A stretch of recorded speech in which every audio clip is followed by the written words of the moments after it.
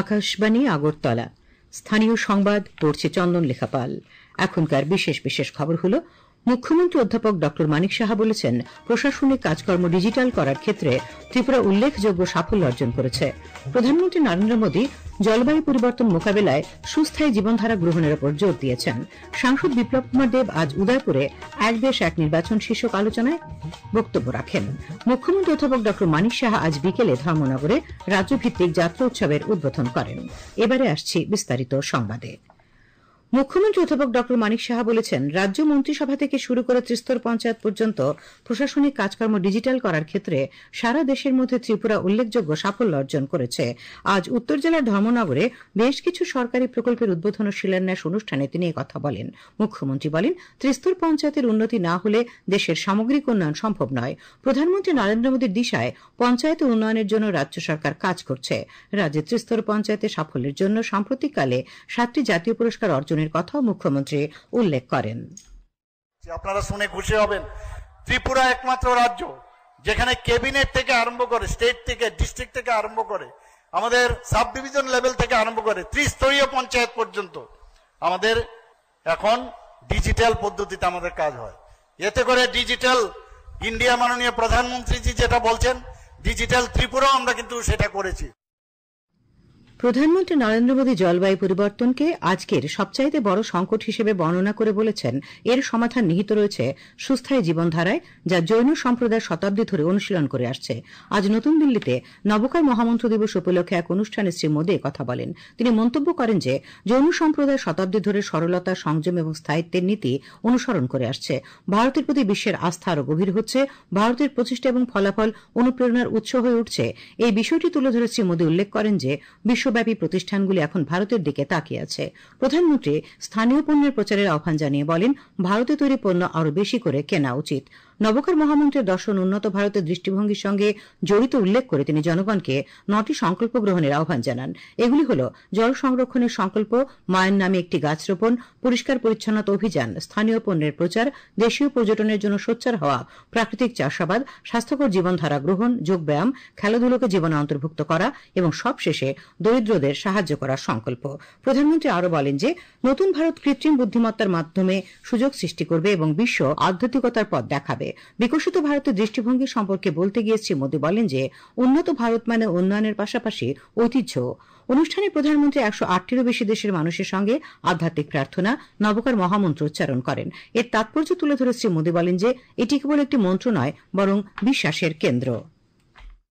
जैन धर्म हमें सिखाता है, नॉलेज और विजडम से ही राइट पाथ मिलता है। हमारे युवाओं के लिए ये संतुलन सबसे जरूरी है। हमें टैक हो, जहां टैक हो वहां टच भी हो, जहां स्किल हो वहां सॉल भी तो हो, आत्मा भी तो हो। সাংসদ বিপ্লব কুমার দেব আজ উদয়পুরে এক দেশ এক নির্বাচন শীর্ষক আলোচনা সভায় বক্তব্য রাখেন। উদয়পুর রাজস্বী কলাক্ষেত্রে আয়োজিত এই আলোচনা সভায় তিনি ওয়াকফ সংশোধনী আইনের সমর্থনে বক্তব্য রাখেন। উপস্থিত ছিলেন বিধায়ক জিতেন মজুমদার, গোমতী জেলা পরিষদের সভাধিপতি দেবল দেবরায়, উদয়পুর পৌর পরিষদের চেয়ারম্যান শীতল চন্দ্র মজুমদার, বিজেপি প্রদেশ সহসভানেত্রী পাপিয়া দত্ত প্রমুখ। সমাজ কল্যাণ ও সমাজ শিক্ষামন্ত্রী টিঙ্কু রায় আজ কৈলাসহরের সেন্ট জেভিয়ার স্কুলের নবনির্মিত পাকা ভবনের উদ্বোধন করেন। উপস্থিত ছিলেন জেলা শিক্ষা আধিকারিক Prashanta Kilikdar, bishop Lumen Monteiro, father E P Mathew প্রমুখ। আগরতলার দশরথদেব স্মৃতিভবন উপজাতি যুব ফেডারেশনের উদ্যোগে আজ আয়োজিত বিশেষ বর্ধিত অধিবেশনে উপস্থিত ছিলেন পলিট ব্যুরোর সদস্য তথা বিরোধী দলনেতা জিতেন্দ্র চৌধুরী। তিনি বলেন, রাজ্যে বর্তমানে যুব সমাজের একটি অংশ নেশাসহ বিভিন্ন অপরাধের দিকে ঝুঁকছে। এই সমস্ত যুবকদের সঠিক পথে ফিরিয়ে আনতে আগামী দিনে যুব নেতৃত্বকে দায়িত্ব নিতে হবে। উপস্থিত ছিলেন প্রাক্তন মন্ত্রী রতন ভৌমিক, সিপিআইএম নেতা নরেশ জমাতিয়া প্রমুখ। বিলোনিয়াতে পাইপলাইনের মাধ্যমে বাড়ি বাড়ি পানীয় জল সরবরাহের কাজ চলছে। জলজীবন মিশন 2.0 আওতায় গত অর্থবছরে ভারতচন্দ্রনগর ব্লক এলাকায় মোট 389টি বাড়িতে জলের সংযোগ দেওয়া হয়েছে। ব্লক এলাকায় 84.62% বাড়ি পানীয় জল সংযোগের আওতায় এসেছে। বাকিগুলিতে ক্রমান্বয়ে সংযোগ প্রদান করা হবে। বিলোনিয়াস্থিত পানীয় জল ও স্বাস্থ্যবিধান দপ্তরের নির্বাহী বাস্তুকারের কার্যালয় থেকে এই তথ্য জানানো হয়েছে। খবর প্রচারিত হচ্ছে আকাশবাণীর আগরতলা কেন্দ্র থেকে। মুখ্যমন্ত্রী অধ্যাপক ড মানিক সাহা আজ বিকেলে ধর্মনগরে বিবেকানন্দ সার্ধ শতবার্ষিকী ভবনে তথ্য সংস্কৃতি দপ্তর আয়োজিত রাজ্যভিত্তিক যাত্রা উৎসবের উদ্বোধন করেন। উপস্থিত ছিলেন রাজ্য বিধানসভার অধ্যক্ষ বিশ্ববন্ধু সেন, ক্রীড়ামন্ত্রী টিঙ্কু রায়। রাজ্যভিত্তিক যাত্রা উৎসব চলবে আগামী 23 এপ্রিল পর্যন্ত। প্রতিদিন সন্ধ্যে 6টা থেকে শুরু হবে যাত্রাপালা। এই যাত্রা উৎসবে মোট 13টি দল অংশ নিচ্ছে। প্রধানমন্ত্রী নরেন্দ্র মোদী আগামী 27 এপ্রিল রবিবার আকাশবাণীর মন কি বাত অনুষ্ঠানে 121তম পর্বে দেশ বিদেশের মানুষের সঙ্গে চিন্তাভাবনা ভাগ করে নেবেন। জনগণ এই অনুষ্ঠানের জন্য তাদের মতামত এবং পরামর্শ 1800117800 টোল ফ্রি নম্বরে পাঠাতে পারেন। নরেন্দ্র মোদী অ্যাপ বা মাইগভ ওপেন ফোরামের মাধ্যমে মতামত জানানো যাবে। এই পরামর্শ এই মাসের 25 তারিখ পর্যন্ত গ্রহণ করা হবে। 1922 নম্বরে মিস কল দিয়ে যে লিঙ্ক পাওয়া যাবে তাতেও SMS করে মতামত জানানো যাবে। নারী ও শিশু উন্নয়ন মন্ত্রক পুষ্টি সচেতনতা বৃদ্ধি, স্বাস্থ্যগত ফলাফল উন্নত করা এবং সম্প্রদায়ের ক্ষমতায়নের জন্য পোষণ পক্ষ 2025 উদযাপন করছে। এই উদ্যোগটি মিশন পোষণ দ্বিতীয় পর্বেরই অংশ। মন্ত্রক জানিয়েছে যে চলমান পোষণ পক্ষ 2025-এর অন্যতম মূল বিষয়বস্তু হল জীবনের প্রথম 1000 দিনের উপর জোর দেওয়া, যা গর্ভধারণ থেকে 2 বছর বয়স পর্যন্ত পুষ্টির গুরুত্বের উপর জোর দেয়। এই গুরুত্বপূর্ণ সময়কাল আজীবন স্বাস্থ্য ও বিকাশের ভিত্তি স্থাপন করে। অপুষ্টি মোকাবিলায় সরকারের প্রতিশ্রুতির অংশ হিসেবে মন্ত্রক 8 এপ্রিল থেকে 22 এপ্রিল পর্যন্ত পোষণ পক্ষের 7ম পর্ব উদযাপন করছে। বিজেপি দলের প্রতিষ্ঠা দিবস উপলক্ষে আজ কৃষ্ণপুর বিজেপি মন্ডলের উদ্যোগে চাকমাঘাট কমিউনিটি হলে এক সাংগঠনিক সভার আয়োজন করা হয়। সভায় প্রধান বক্তা জনজাতি কল্যাণমন্ত্রী বিকাশ দেববর্মা বলেন, বিজেপি বরাবরই জনস্বার্থকে অগ্রাধিকার দেয়। দলের একমাত্র লক্ষ্য হল সাধারণ মানুষের উন্নয়ন। পশ্চিম জেলার জেলাশাসক ড বিশাল কুমার আজ বামুটিয়া ব্লকের বিভিন্ন উন্নয়নমূলক কাজ পরিদর্শন করেন। তিনি পশ্চিম গান্ধীগ্রাম ও ভাগলপুর পঞ্চায়েতের রাস্তাঘাট, অঙ্গনওয়াড়ি কেন্দ্র, উপস্বাস্থ্য কেন্দ্র সহ বিভিন্ন বিদ্যালয় পরিদর্শন করেন। প্রাক্তন বিধায়ক কৃষ্ণধন দাস ভাগলপুর দরগার জলাশয়ের সৌন্দর্য বৃদ্ধির প্রস্তাব তার কাছে রাখেন। জেলাশাসক জানান, এলাকাটি কৃষি নির্ভর। কৃষকদের সুবিধার জন্য আরও কি কি করা উচিত তা বিবেচনা করে দেখা হবে। জেলাশাসকের সঙ্গে ছিলেন বামুটিয়া ব্লকের বিডিও অমিতাভ ভট্টাচার্য। বিজেপির 46তম প্রতিষ্ঠাবর্ষ উপলক্ষে আজ রামনগরে বিশেষ চৌপাল বৈঠক হয়।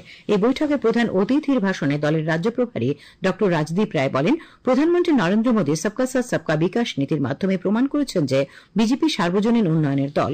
তিনি বলেন, বিজেপি শুধুমাত্র একটি রাজনৈতিক দল নয়, এটি একটি জনসেবামূলক আন্দোলন। বৈঠকে উপস্থিত ছিলেন আগরতলা পুর নিগমের মেয়র তথা বিধায়ক দীপক মজুমদার, প্রদেশ বিজেপি সাধারণ সম্পাদক ড বিপিন দেববর্মা, সদর শহর জেলা সভাপতি অসীম ভট্টাচার্য প্রমুখ।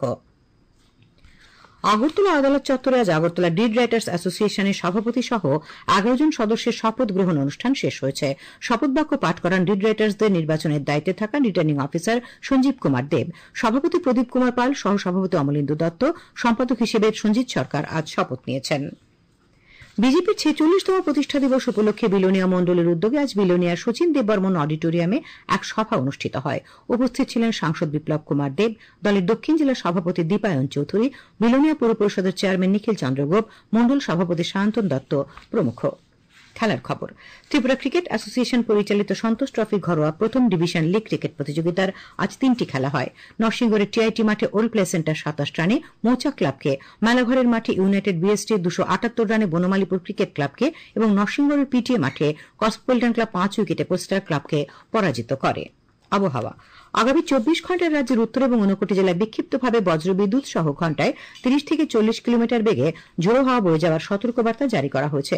বাকি অন্যান্য জেলাতেও বজ্রবিদ্যুৎ সহ হালকা বৃষ্টিপাতের সম্ভাবনা রয়েছে। আগামীকাল তাপমাত্রা সর্বোচ্চ 34 ডিগ্রি সেলসিয়াস এবং সর্বনিম্ন 24 ডিগ্রি সেলসিয়াসের আশেপাশে থাকতে পারে। আজ দিনের সর্বোচ্চ তাপমাত্রা ছিল 35.6 ডিগ্রি সেলসিয়াস এবং সর্বনিম্ন 25 ডিগ্রি সেলসিয়াস। শেষ করার আগে খবরের বিশেষ বিশেষ অংশগুলি আরেকবার।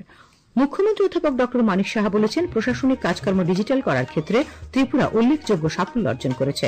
প্রধানমন্ত্রী নরেন্দ্র মোদী জলবায়ু পরিবর্তন মোকাবেলায় সুস্থায়ী জীবনধারা গ্রহণের উপর জোর দিয়েছেন। সাংসদ বিপ্লব কুমার দেব আজ উদয়পুরে এক দেশ এক নির্বাচন শীর্ষক আলোচনা সভায় বক্তব্য রাখেন। মুখ্যমন্ত্রী অধ্যাপক ড মানিক সাহা আজ বিকেলে ধর্মনগরে রাজ্যভিত্তিক যাত্রা উৎসবের উদ্বোধন করেন। স্থানীয় সংবাদ।